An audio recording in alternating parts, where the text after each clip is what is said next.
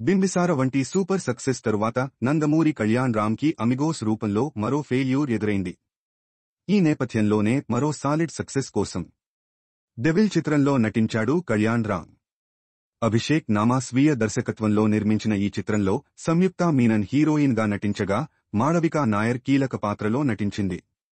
మరి ఇన్ని అంచనాల మధ్య విడుదలైన డెవిల్ మూవీ ఎలాంటి ఫలితాన్ని అందుకుందో ఈ రివ్యూ ద్వారా తెలుసుకుందాం. రసపాడు గ్రామంలోని జమీందారు కూతురు హత్య చేయబడుతుంది.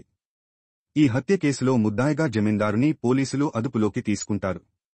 తరువాత ఈ case British secret service agent అయిన డెవిల్ కళ్యాణ్ రామ్ చేతికి వస్తుంది.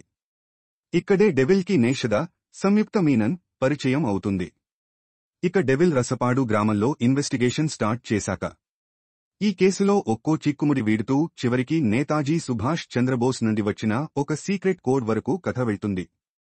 ఒక చిన్న గ్రామంలో జరిగే హత్యకి ఎన్ఐఏ చీఫ్ అయిన బోస్ రక్షణకి ఉన్న లింక్ ఏమిటి? కథలో కీలకమైన త్రివర్ణ ఎవరు? చివరికి డెవిల్ ఛేదించిన నిజాలు ఏమిటి? అతని పోరాటం ఎవరికోసం అన్నదే మిగిలిన కథ. మనలో చాలామందికి చందమామ కథలు తెలిసే ఉంటాయి. ఆ కథలు అంత పెద్ద హీట్ ఎందుకు అయ్యాయో తెలుసా? ఆ కథలన్నీ చాలా సింపుల్గా ఉంటాయి. ఎక్కడా కన్ఫ్యూజన్ ఉండదు.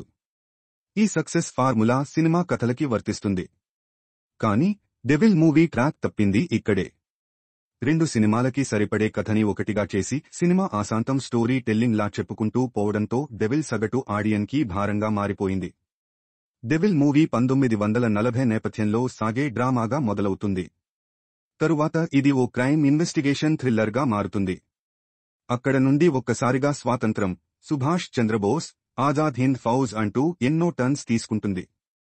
ఇవన్నీ దాటుకుని క్లైమాక్స్ వచ్చేసరికి ప్రేక్షకుడు సినిమా నుండి ఎప్పుడో డిస్కనెక్ట్ అయిపోయి ఉంటాడు. డెవిల్ మూవీలో ఇన్వెస్టిగేషన్ సీక్వెన్స్ అంతా చాలా గొప్పగా హ్యాండిల్ చేశారు. దీంతో ఫస్ట్ హాఫ్ మనకి పరుగులు పెట్టినట్టే అనిపిస్తుంది.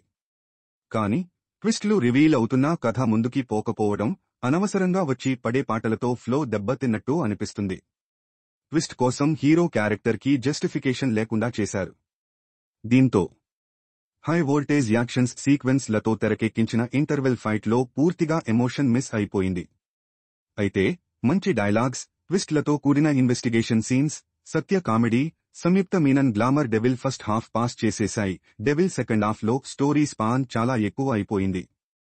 హీరో ఒక్కో నిజాన్ని రివీల్ చేస్తూ ముందుకి పోతుండటం కాస్త ఎంగేజింగ్గా అనిపించిన ఓ కోడ్ చుట్టూ సగం సినిమాని, అది హెవీ నేరేషన్లో రన్ చేయడం మైనస్గా మారింది. పైగా ఈ మొత్తం సీక్వెన్స్ సగటు ప్రేక్షకుడికి అర్థమవుతుందా లేదా అన్నది అనుమానమే. Pre climax hero character twist reveal అవ్వడంతో డెవిల్ మూవీ కీలక మలుపు తీసుకుంటుంది.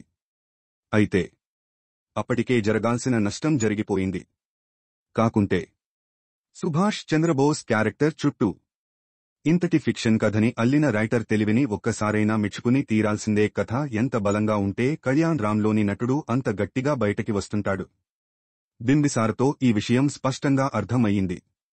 ఇప్పుడు డెవిల్లో కూడా ఈ నందమూరి హీరో అంతే బెస్ట్ ఇచ్చేశాడు. ముఖ్యంగా కొన్ని సన్నివేశాల్లో కళ్యాణ్ రామ్ చాలా సెటిల్డ్గా నటించిన తీరు ఆకట్టుకుంటుంది. ఇక హీరోయిన్ సంయుక్త మీనన్ ఎప్పటిలానే అందంతో పాటు నటనలోనూ అదరగొట్టింది. వీరి తరువాత ప్రత్యేకంగా చెప్పుకోవాల్సింది సత్య క్యారెక్టర్ గురించి. తనకి ఇచ్చిన తక్కువ స్క్రీన్ స్పేస్ ని సత్య బాగా వాడుకున్నాడు. మిగతా నటులు అంతా తమ పాత్ర పరిధి మేర మెప్పించారు. డెవిల్ మూవీ ఎవరికైనా ప్రత్యేక అభినందనలు అందాలి అంటే ఆర్ట్ డిపార్ట్మెంట్ కి, సెట్స్ నుండి చిన్న చిన్న ప్రాపర్టీస్ వరకు అన్నిట్లోనూ కష్టం కనిపించింది. ఇలా 1940 బ్యాక్ డ్రాప్ ఫీల్ తీసుకుని రావడానికి గాంధీ నడికుడి కార్ ప్రాణం పెట్టి పనిచేశాడు. కేవలం ఈ ఆర్ట్ వర్క్ వల్లే సుందరాజన్ కెమెరా వర్క్ ఈజీ అయిపోయింది. ఇక హర్షవర్ధన్ రామేశ్వర్ అందించిన పాటలు అంతగా రిజిస్టర్ కాకపోయినా బీజీఎం మాత్రం సాలిడ్ గానే ఉంది. కాకుంటే చాలా సీన్స్ లో బ్యాక్గ్రౌండ్ స్కోర్ అవసరం లేకపోయినా వినిపిస్తూనే వచ్చింది. ఇక ఎడిటింగ్ గురించి ఎంత తక్కువ మాట్లాడుకుంటే అంత మంచింది. లాస్ట్ బట్ నాట్ లీస్ట్ నిర్మాతగా ఎక్కడా కాంప్రమైజ్ కాని అభిషేక్ నామా దర్శకుడిగా మాత్రం నిరాశపరిచాడు.